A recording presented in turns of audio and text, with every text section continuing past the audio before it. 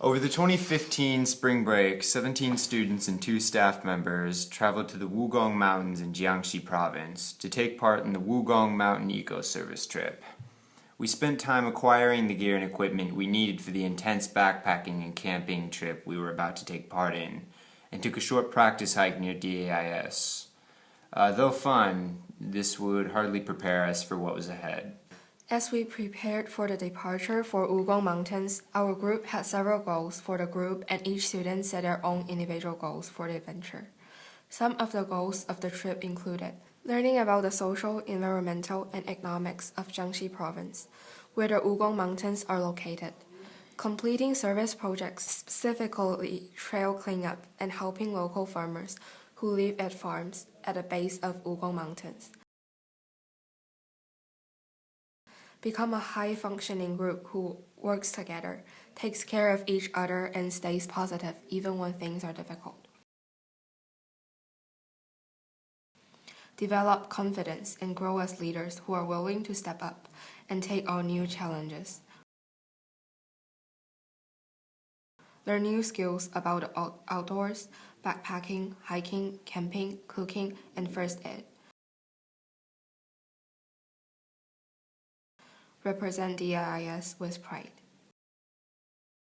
Since we would be carrying all of our gear up, down, and all around a series of mountain peaks, it was very important to pack our gear correctly to avoid unnecessary strain on our bodies. This is the ABCDs of packing a backpack. Hi, Maddie. Hey, Forrest. Hi, do you know ABCDs? I do know the ABCDs of packing a pack. Is that what you're going to ask me about? Yeah. So can you introduce what the ABCDs? Sure. I've got all the stuff for a pack here, so ask away. So the A stands for the accessibility.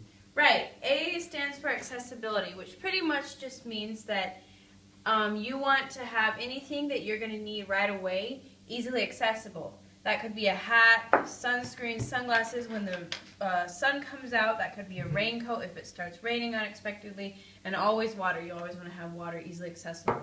So those are the things you're going to want to have near the top of your pack and in the lid so that you can get to them as soon as possible.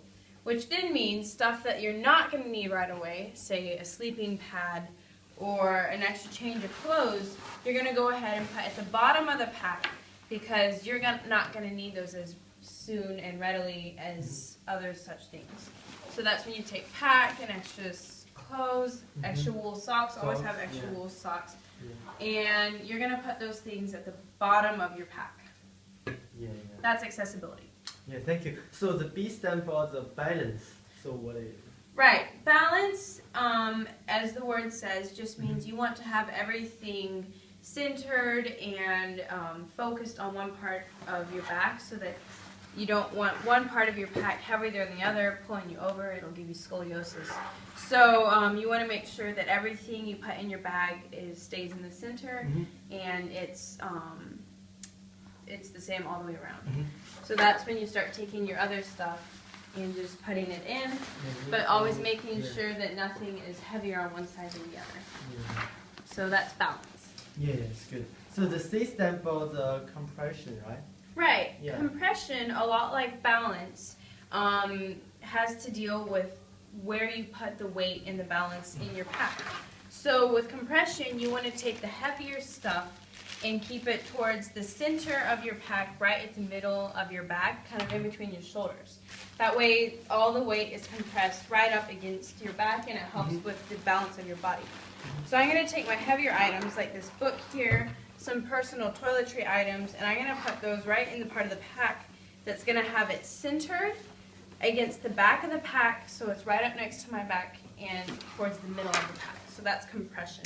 Yeah, thank you. So the D is a little bit different. It is not danglies, right? No danglies, right. So that means when you're packing a pack, you want to keep everything inside as much as possible. But if you have to have things on the outsides, you want to make sure that they're not flopping around and falling off and cluttering the mountain. So if you have to attach something to the outside of your pack, the rule of no danglies is you want 2 points of contact. So for example, with my water bottle here, I'm going to put it in this pocket, but I'm also going to clip it in here with this clip. That way I have 2-point contact. Yeah, yeah. That doubles my chances of keeping my stuff on my pack. Yeah. So that's no dinglies. Yeah, that So- is good. So that's pretty much how you pack your pack. And then we're brought back now to accessibility, where stuff like a headlamp and stuff, now that we're up to the top of our pack, you want to have these things easily accessible. So I'm going to put my raincoat here in the pack. And a quick little trick that people like to use is leave one sleeve of your raincoat hanging out of your pack on top. That way if it starts raining, you quick take your pack off and put it on. You can just pull this out and voila, you have your coat right away. Yeah. It's easily accessible, quickly, readily available to get, and it just goes along with accessibility. So I'm just going to stuff that in there, tighten this down, if it will let me. Also, I'm going to take my hat, my sunscreen, and my sunglasses, put it up here in the top, so that they're quick to get to. And last of all, I'm going to get my sleeping bag, and I'm going to 2-point contact it here. So I'm going to strap it on, and I'm going to take this strap here, and I'm going to lace it through 2 points on the sleeping bag so that I know that I will be ensured a secure attach. And one last thing, back to compression. See, this is my note of dinglies.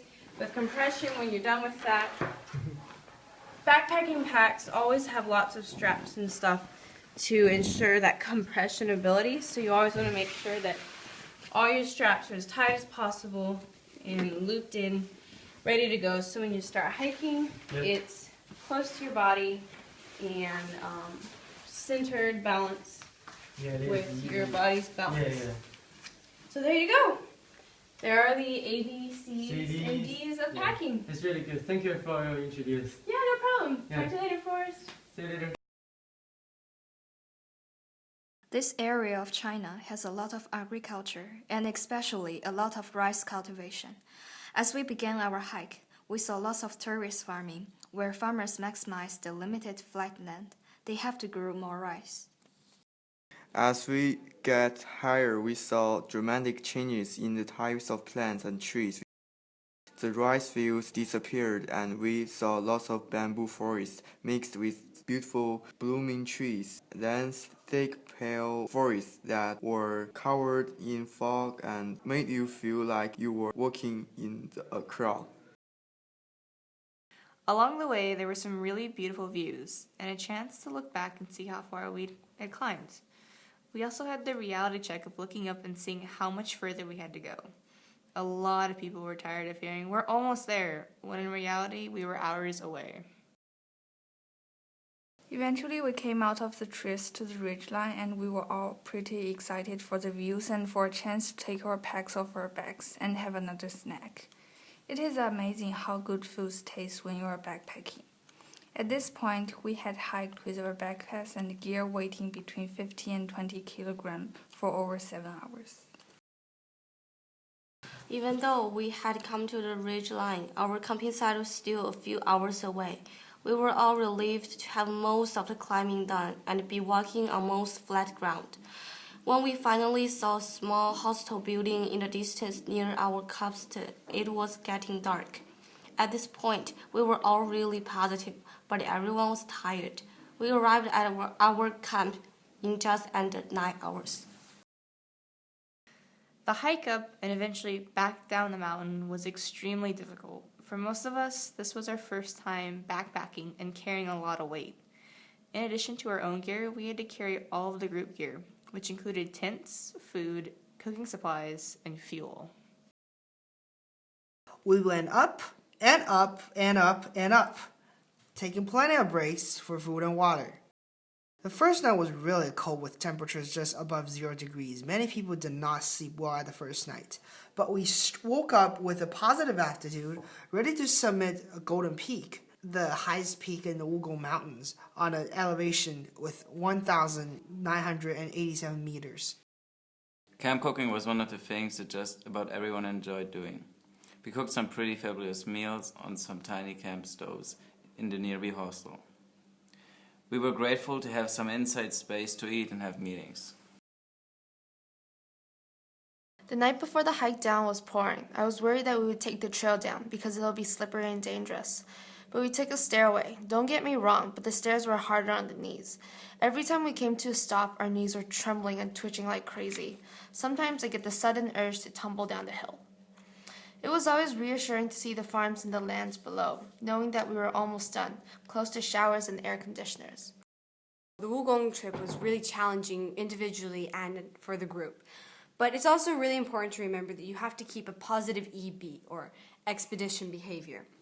Some examples of good EB would be to encourage others, but know when to stop and to give them some space. To carry your own weight. In backpacking, there's a lot of weight that you have to carry up and down the mountains, and it's hard for individuals. But it's important to remember that you have to do this and you have to challenge yourself. It's also really important on hiking trips like this to volunteer and help others. You want to build your team spirit and build your positive guanxi with the group. We were all exhausted from the hike. We watched an informative documentary about China's economy and growth and its effect on the government, and some excellent discussions afterwards. We woke up Friday morning, the last day of our trip to work on the farm of Mr. Rung, our local guide and caretaker of the mountains. It felt good to help him out after he had taken such good care of us. I would say overall my EB is about a 7.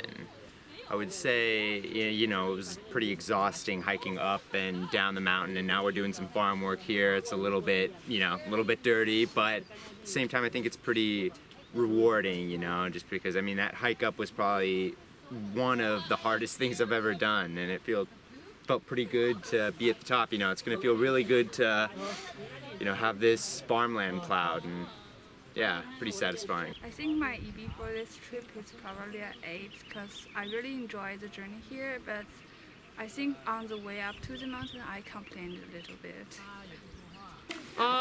This whole trip, I think my expedition behavior level was about 8 or 9-ish, maybe 9, because I really enjoyed it, but there were some challenging times like hiking in the rain. I think I'll give an 8 because a lot of people cooperate really well during the trip, and many of them weren't actually friends before, but they began to talk to each other because they have to do that to do more to do like further cooperation. Our group EB is probably 8 or 9. Oh, because we support each other, really. Yeah, especially yesterday we from the mountain come down to the hotel. The weather is so bad, and there was raining and cloudy. The wind is so, weather is so bad, but we support each other. So our group EB is really high. I think 9.99. Yeah, because our group is really friendly, and I make many friends. For first-time hikers and for the grueling hike we did, I was really surprised how well everybody did. There was a lot of struggling and there was a lot of pain and soreness and wanting to just stop and take a nap, myself too. But I think everybody really understood what we're here for and what the purpose was and what needed to be done, and they still kept persevering. And so I think that overall we had really good EB. Actually, I think our group did a pretty good job, so I will give ourselves a 9. We help each other when we're climbing the mountain, especially Jack, Charlie. They all did a great job, and overall, so I think we deserve a 9.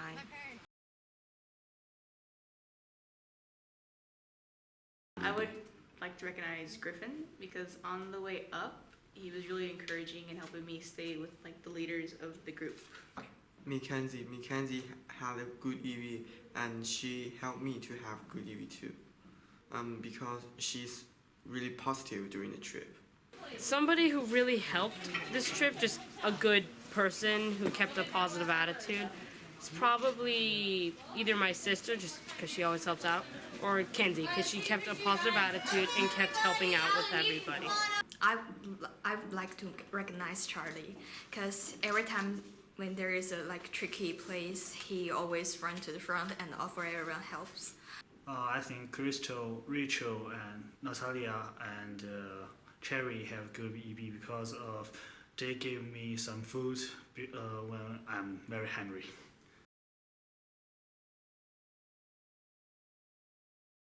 I learned that my limits that I thought I had were actually a lot bigger than I previously thought. I never thought I'd be able to get up the mountain in such short time, and yeah, I got up there and wasn't that bad. There's an important moral lesson: never say to yourself give up before you get the result. Before the trip, I don't think I can reach the altitude of 2,000 meters, but I did that. This trip was very character building, especially on the part when we hike up the mountain, because there's no way to back down and there's only the top. And you just can't give up. You can't give up on yourself. Definitely, I became stronger. I'm a basketball player in DAIS. In basketball game, we need to trust each other. We need to believe each other, because basketball team is a team sport. So this trip helped me so much about teamwork. I really realized how much I do love just being in nature and kind of raw and exposed like that, and really pushing myself to see how much what extent I can go to and how hard I can work before I reach my limit, or even creating new limits. So I learned about how to work in a team and how to be a leader at a team. Yeah, I never thought that I can climb up to that high mountain with all of stuff I brought. One of the most important things I learned that you thought you cannot do it, but ultimately you will do it.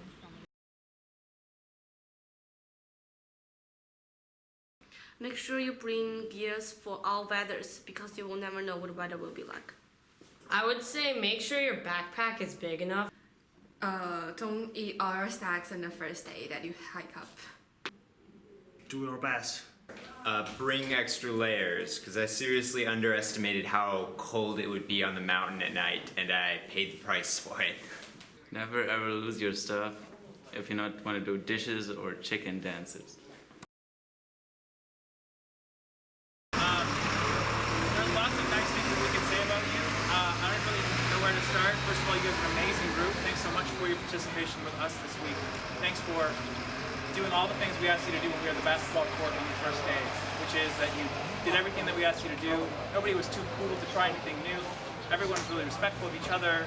Everyone was really friendly to each other. Everyone gave all of their effort. Nobody was unkind. Nobody complained. And the most significant thing, this is going to sound like a small thing to you, but this is a really big deal to me. Nobody lost anything. I mean, people kind of misplace things and dance to get it back, but nobody lost anything at all. Right down to the last room card. That doesn't happen. That's just very, very rare. So it's a big deal, and that little detail tells me so many things about your group, about how organized you are, about how conscientious you are, about how you travel, about how you live. And so we're really psyched that you guys have done such an excellent job. And we would love to have you guys come back. All right. Hey everybody, I'm Eric and this is Donna, and we're from Peninsula Outdoor School, and we've been the hosts for the group this week, and we love this group. We think that these kids are super amazing, the teachers are amazing, we had beautiful weather, we had beautiful locations, the buses were great, even though the bus drivers were a little bit crazy, and we had a super good time. We just want to say thanks for excellent teamwork, excellent participation, thanks for being safe, thanks for having fun, and thanks for including us in your group. Yeah, it was an amazing week. Thanks for everything. If I could describe the whole experience so far in one word, I'd probably say undescribable, because you really can't just tell this to anybody. The only way you can understand it is if you've lived it.